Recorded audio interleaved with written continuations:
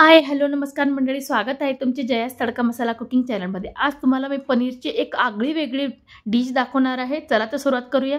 यासाठी मी अद्रक, लसूण, हिरवी मिरची, शिमला मिरची, टोमॅटो, पनीर आणि कांदे इतकं साहित्य घेतले. साहित्याचं प्रमाण कमी जास्त तुम्ही तुमच्या आवडीनुसार करू शकतात. त्यानंतर मिक्सरच्या भांड्यामध्ये मी अद्रक, लसूण आणि मिरची यांची पेस्ट करून घेतली. थोडी जाडसरच पेस्ट केली बघा. त्यानंतर मी 3 कांदे घेतले आहेत. ते कांदे आपण चॉपरमध्ये बारीक करून घ्या. तुम्ही चाकूच्या साहाय्याने देखील करू शकतात, पण चॉपरने काम कमी होतं, वेळ कमी लागतो, म्हणून मी चॉपरमध्ये काढून घेत आहे. कांदे झाल्यानंतर शिमला मिरची, एकच शिमला मिरची घेतली, तुम्ही 2 देखील घेऊ शकतात, ते देखील चॉप करून घेणार. टोमॅटो चॉप करून घेणार. आपलं साहित्य चॉप करून झाल्यानंतर मी ते पावशेर पनीर घेतलं आहे. साधारण मी 3 माणसांसाठी हा स्वयंपाक करते बघा. पावशेर पनीर किसून घ्यायचं आपल्याला जाड किसणीच्या साहाय्याने. त्यानंतर गॅसवर कढई ठेवायची. कढईमध्ये 2 चमचे तेल आणि आवडीनुसार बटर टाकायचं आहे. बटर ऑप्शनल आहे, तुम्ही ते गावठी तुपाचा देखील वापर करू शकतात. बटर आणि तेल छान तापलं की आपण त्यामध्ये 1 चमचा जिरे टाकूया. बस जिऱ्याचाच वापर करायचा आपल्याला इथे. जिरे छान तडतडले की आपण त्यामध्ये कांदा छान गुलाबी रंगापर्यंत परतायचा आहे बघा. खूप टेस्टी होते ही भाजी. आपण पनीरची नेहमी तीच भाजी करतो, ही भाजी नक्की करून बघा. त्यानंतर स्वादानुसार मीठ वापरले मी. मीठ टाकल्यानंतर आपण अद्रक, लसूण आणि हिरवी मिरची यांची जी पेस्ट केली होती ती देखील वापरायची बघा, आणि ती देखील छान तेलामध्ये परतून घ्यायची. पेस्ट परतल्यानंतर आपण शिमला मिरची परतून घेऊया. अगदी बेसिक मसाल्यांपासून टेस्टी पनीरची भाजी दाखवली तुम्हाला मी. शिमला मिरची आणि टोमॅटो एकत्रितपणे टाकून द्यायचं आहे आपल्याला, आणि हे सगळं छान तेलामध्ये बटरमध्ये परतून घ्यायचं आहे आपल्याला कांद्याबरोबरच. झाकण ठेवून देखील मी 5 मिनटं टोमॅटो शिजण्यासाठी ठेवलं आहे बघा, आणि 5 मिनटानंतर झाकण खोलून घ्यायचं आहे आपल्याला. त्यानंतर आता आपण कोरडे मसाले वापरूया. कोरड्या मसाल्यामध्ये मी काश्मीरी लाल तिखट, इथे तुम्ही लाल मिरची पावडर देखील वापरू शकतात, स्वादानुसार हळद, काळा मसाला, त्यानंतर 1 चमचा धना पावडर, थोडा गरम मसाला, इतकं साहित्य वापरलं. हे कोरडे मसाले तुम्ही तुमच्या आवडीनुसार देखील टाकू शकतात. इथे मालवणी मसाला, कांदा लसूण मसाला तो देखील वापरू शकतात बघा. हे सगळं एकत्रितपणे छान खमंग मसाल्यांचा वास येईपर्यंत भाजायचं आहे बघा. तर तेलात परतायचं आहे. त्यानंतर झाकण ठेवून आपण 5 मिनिटे वाफ काढून घेऊया.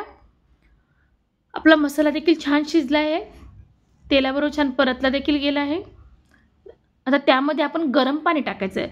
गरम पाणीचाच वापर करायचा आहे ते आपल्याला. त्याने रस्सा छान होतो, दाटसर होतो आणि कलर देखील छान येतो. गार पाण्याचा वापर करू नका. अगदी थोडं पाणी टाकलं मी मसाले शिजस तर. त्यानंतर किसलेलं पनीर टाकायचं आपल्याला.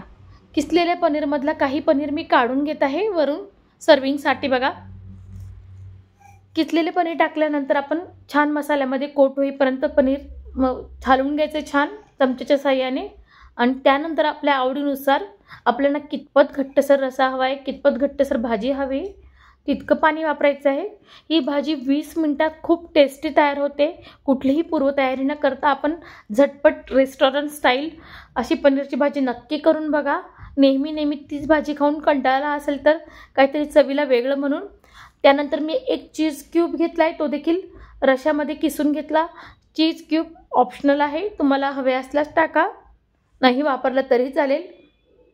ही छान एकत्रितपणे मिक्स करून घेऊया, आणि इथे झाकण ठेवायचं नाही आपल्याला. आता भाजी 5 ते 7 मिनटं उकळल्यानंतर बारीक चिरलेली कोथिंबीर वापरली मी, आणि पुन्हा उकळी काढून घेते. थोडी कोथिंबीर सर्विंगसाठी देखील ठेवली बघा मी.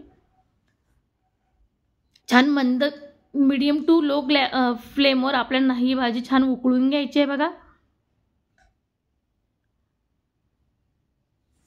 भाजी उकळल्यानंतर त्याचा कलर जास्त छान येतो, टेस्ट देखील छान होते, म्हणून भाजी 15 ते 20 मिनिटासाठी जवळजवळ उकळून घेतली मी.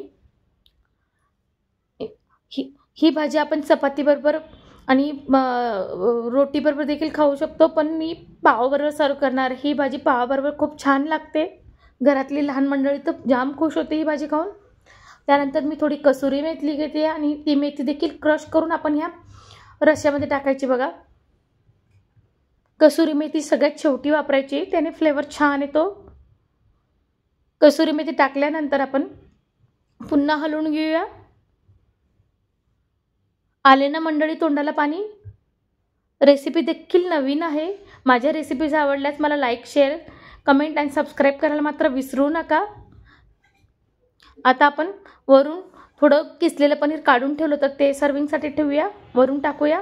याने डोळ्याला देखील छान दिसते रेसिपी. आणि थोडी कोथिंबीर. बस आपली झाली आहे पनीर घोटाळ्याची रेसिपी. मग करणार ना ट्राय. रेसिपी पूर्ण बघितल्याबद्दल धन्यवाद.